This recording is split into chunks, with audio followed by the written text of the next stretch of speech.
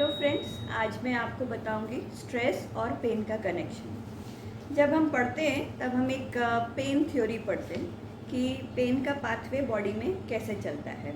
तो अगेन आज मैं जैसे हर बार एक सिंपल भाषा में समझाने की कोशिश करती हूँ। इस कॉम्प्लिकेटेड टॉपिक को भी मैं बहुत सरल भाषा में आप सबके सामने रखूँगी।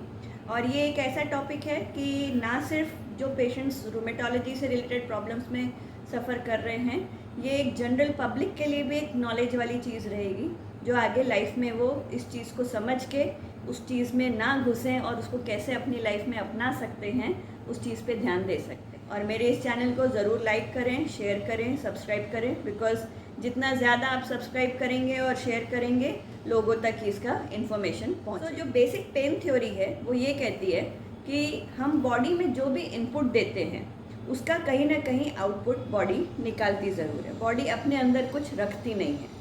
सिंपल सी अगर मैं बात कहूँ कि अगर हमें कोई कुछ कह के गया, हमारे दिमाग में वो बात घुस गई, अच्छी नहीं लगी, बुरा लग गया, तो या तो हम उसको बोल बाल के आगे जवाब दे के ख़त्म कर देंगे, या हम किसी और के सामने जाके बोल के अपने मन की भड़ास निकाल देंगे। और सपोज़ हम नहीं बोल पाए तो कई लोग की आदत होती है कि वो डायरी लिखते हैं, कहीं का गुस्सा कहीं और निकालते हैं, कहीं वो अपने कई बार मन में रख लेते हैं अगर, तो बॉडी कहीं ना कहीं तो उसको निकालेगी। अब जब ये बॉडी इस चीज़ को निकालना शुरू करती है तो उससे रिलेटेड अलग अलग चीज़ें हमको बॉडी में रिफ्लेक्ट होती दिखती हैं। तो बॉडी कैसे निकालती है? सपोज़ किसी ने मुझे कुछ बोला, सबकी बॉडी की अलग अलग टेंडेंसी है। तो मेरी टेंडेंसी है कि मेरा पेट खराब हो जाता है, मुझे एसिडिटी, गैस, थोड़ा लूज मोशन जैसा होगा।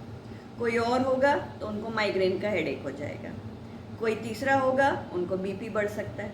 कोई चौथा हो सकता है जिनको डायबिटीज़ की शुगर बढ़ सकती है उस स्ट्रेस के कारण। सो बॉडी कहीं ना कहीं स्ट्रेस फैक्टर को निकालती है, अपने अंदर समेट के नहीं रखती है कभी भी। और जब ये बॉडी इस टाइप के स्ट्रेस को जॉइंट पेन्स के फॉर्म में निकालती है तो ये गठिया का एक रूप ले सकती है। और ये एक बार का स्ट्रेस नहीं, ये क्रॉनिक स्ट्रेस है। ये एक स्ट्रेस में आपको गठिया हो जाएगा ऐसा नहीं होता।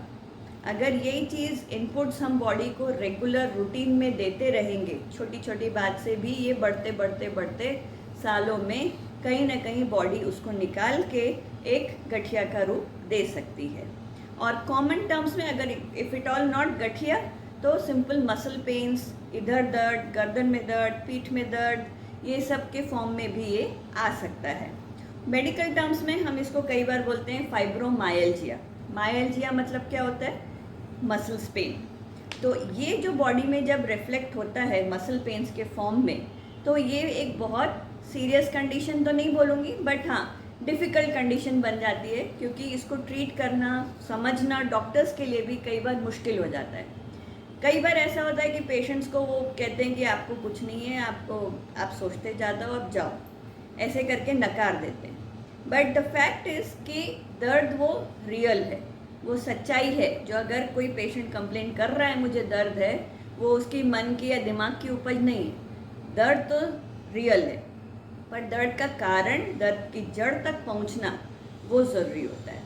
नॉर्मली क्या होता है, जो हम डॉक्टर समझते हैं कि हर दर्द का एक कारण होता है। सपोज़ चेस्ट पेन हुआ तो हम तुरंत ईसीजी कराने जाएंगे, कहीं हार्ट अटैक तो नहीं हो रहा। पेट में दर्द हुआ तो हमको लगेगा गैस है, तो हम एंटासिड खा लेंगे या इनो पी लेंगे या कुछ जो भी है, गैस के लिए हम कुछ करने लगेंगे। पीठ में दर्द है, थोड़ा हम सिकाई कर लेंगे, मालिश कर लेंगे। सो हर दर्द का हमको एक कारण पता होता है एंड समहाउ हम उस चीज़ के जड़ तक पहुंच पाते हैं और उसको हम क्लियर कर देते हैं।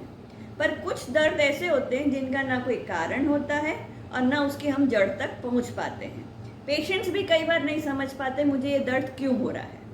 और ऐसे ही मिस्टीरियस दर्द जो होते हैं, इसका जो सॉल्व करने का जो ट्रिक है या जो उसकी जो ट्रेनिंग है, ये हम रूमेटोलॉजिस्ट को मिली होती है।